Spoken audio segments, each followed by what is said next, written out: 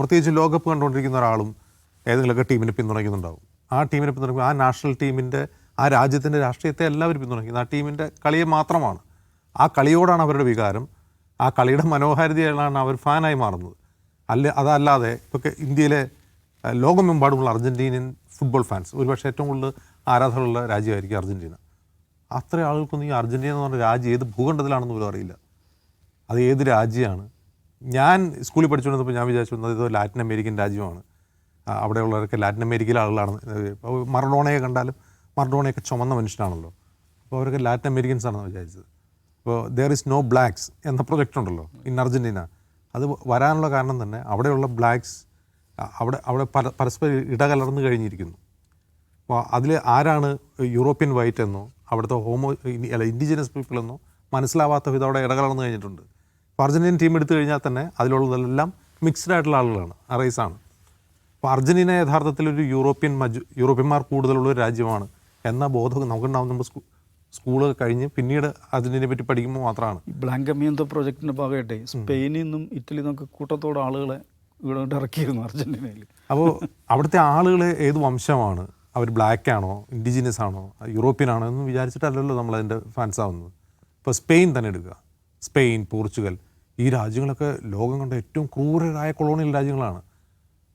ആ രാജ്യങ്ങൾ കോളനികളാക്കി വെച്ച രാജ്യങ്ങളിൽ പോലും ആ രാജ്യങ്ങൾക്ക് ഫാൻസ് ഉണ്ട്. അതല്ലാതെ ഇപ്പോൾ ഇംഗ്ലീഷ് ഫാൻസ് ഉണ്ട് കേരളത്തിൽ. ലോകത്തെ ഏറ്റവും കൂടുതൽ ഫാൻസ് ഉള്ള ഒരു രാജ്യമാണ് ഇംഗ്ലീഷ് ഫുട്ബോൾ എന്ന് പറയുന്നത്. ഏറ്റവും കൂടുതൽ കാണികളുള്ളൊരു ഫുട്ബോളാണ് ഇംഗ്ലീഷ് പ്രീമിയർ ലീഗ്. ഏറ്റവും വയലൻ്റായ ഫാൻസ് ഉള്ളത് ഇംഗ്ലീഷ്. അപ്പോൾ ഞാൻ പറയുന്നത് അത് ഇപ്പോൾ ഇന്ത്യയിലുള്ള ഇംഗ്ലീഷ് ഫാൻസ് നമ്മളെ ഇവർ അടക്കി ഭരിച്ചതാണല്ലോ, അതുകൊണ്ട് നമുക്ക് ഇവരെ ഒന്നും, അതായത് ഹാരി കെയിനെയൊന്നും ഇനി ആരാധിക്കേണ്ട, വെയിൻ റൂണിയൊന്നും ആരാധിക്കേണ്ട എന്ന കാര്യം കരുതില്ല. അത് ഫുട്ബോളാണ്, രാഷ്ട്രീയം വേറെ തന്നെയാണെന്നാണ് ഞാൻ വിചാരിക്കുന്നത്. ഇപ്പോൾ കേരളം ഒരു ഇടതുപക്ഷ രാഷ്ട്രീയത്തിന് മേൽക്കെയുള്ളൊരു സംസ്ഥാനമാണ്. കേരളത്തിൽ ബ്രസീലിനും ഫാൻസുണ്ട്, അർജൻറ്റീനയ്ക്ക് ഫാൻസുണ്ട്, ഇംഗ്ലണ്ടിന് ഫാൻസ്, ജർമ്മനിക്ക് ഫാൻസുണ്ട്. ജർമ്മനി അങ്ങനെയാണ് ആ രാഷ്ട്രീയ ബോധം വെച്ച് എങ്ങനെയാണ് ജർമ്മനിയൊക്കെ നമ്മൾ പിന്തുണയ്ക്കുക എന്നാലോചിക്കില്ല. അങ്ങനെയല്ല, അത് ഫുട്ബോളിനുള്ള ഫാൻസാണ്, ആ രാഷ്ട്രീയത്തിനുള്ളതല്ല. ഇത് രണ്ടും നമ്മൾ വേറെ തന്നെ മനസ്സിലാക്കണം. അതായത് ഫുട്ബോൾ വേദികളിൽ പ്രകടിപ്പിക്കുന്ന കളിക്കാരോ കാണികളോ പ്രകടിപ്പിക്കുന്ന രാഷ്ട്രീയ ആംഗ്യങ്ങളെ അല്ലെങ്കിൽ രാഷ്ട്രീയ ചേഷ്ടകളെ അല്ലെങ്കിൽ രാഷ്ട്രീയ ബാനറുകളെ അതിന് ആ രീതിയിൽ കാണുകയും ആ രാജ്യങ്ങളുടെ രാഷ്ട്രീയ നിലപാടുകൾ ആ രീതിയിൽ കാണുകയും ചെയ്യുക എന്നുള്ള പക്വതയാണ് നമുക്ക് വേണ്ടത്. അതാണ് യഥാർത്ഥത്തിൽ പൊളിറ്റിക്കൽ മെച്യൂരിറ്റി. ഇപ്പം നമ്മൾ സോഷ്യൽ മീഡിയ തുറന്നാൽ കാണുന്നത് എന്താണെന്നറിയാം, ഫലസ്തീൻ അനുകൂലികളായി വിജൃംഭിതരായ കുറേ അധികം ആളുകൾ സ്പെയിനിൻ്റെ ആരാധകരായി മാറുന്നു ഒറ്റ രാത്രി കൊണ്ട്. കുറേ അധികം ആളുകൾ അർജൻറ്റീനൻ വിരുദ്ധരായി മാറുന്നു. എനിക്കിത് മനസ്സിലാവുന്നേ ഇല്ല.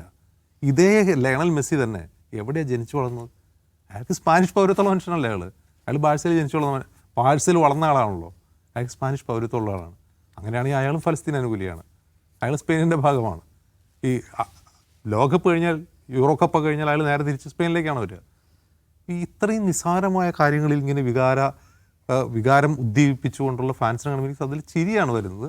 നമ്മൾ കുറേ കൂടി പൊളിറ്റിക്കലി മെച്ചുറാവുക. ഞാൻ രാഷ്ട്രീയം പറയുന്നല്ല, ഫുട്ബോളിൻ്റെ രാഷ്ട്രീയത്തെക്കുറിച്ച് സംസാരിക്കരുതെന്നല്ല പറയുന്നത്, ആ രാഷ്ട്രീയത്തിൽ നമ്മൾ പക്വതയുള്ളവരാവുക എന്നുള്ളതാണ് എനിക്ക് ഈ ഫുട്ബോൾ ഫാൻസിനോട് പറയാനുള്ളത്. കഴിഞ്ഞ 2 ദിവസം മുമ്പ് എൻ്റെ ഒരു ഫ്രണ്ട് ഇവിടെ വന്നിരുന്നു, പിന്നെ മലയാളിയാണ്, പുള്ളിയുടെ ഭാര്യ അർജൻറ്റീനക്കാരിയാണ്. അപ്പോൾ അവർ അൾജീരിയ അയ്യൂബിൻ്റെ അവരിവിടുത്തെ ഈ എന്നോട് പറയാം നിങ്ങൾ പോയിട്ട് ആ ഷോയിൽ മെസ്സിയെ ചീത്ത വിളിക്കണം. ഞാൻ ചോദിച്ചാൽ എന്തിനു വൈ? അത് മറ്റേ അൾജീരിയ തോപ്പിച്ചാണ് അവർ ചീത്ത വിളി, അവർ മൊത്തം കളി റിഗിയാണ് ഭയങ്കര വികാരത്തോടെ. അവർ പക്ഷേ പറയുന്നത് അൾജീരിയയിൽ എവിടെയും അൾജീരിയക്ക് വേണ്ടി ഇത്രയും ഫ്ലക്സ് ഇല്ലെന്നുള്ളതാണ്. അവരുടെ രാജ്യം ഇതിൽ പങ്കെടുക്കുന്നുണ്ട്, അവിടെ ഇങ്ങനെ ഫ്ലക്സ് ഇല്ലെന്ന് പറഞ്ഞു. എന്തായാലും കളിയായിട്ട് അല്ല, രസം എന്താണെന്ന് വെച്ചാൽ ഇതേ ഫ്രാൻസിന്റെ കോളനിയായിരുന്നു അൾജീരിയ. അവരപ്പോൾ ഫ്രാൻസിനൊപ്പമാണ്. ഒന്നാലോചിച്ച് നോക്കും പൊളിറ്റിക്സ് അങ്ങോട്ട് ഓടിയെന്ന്.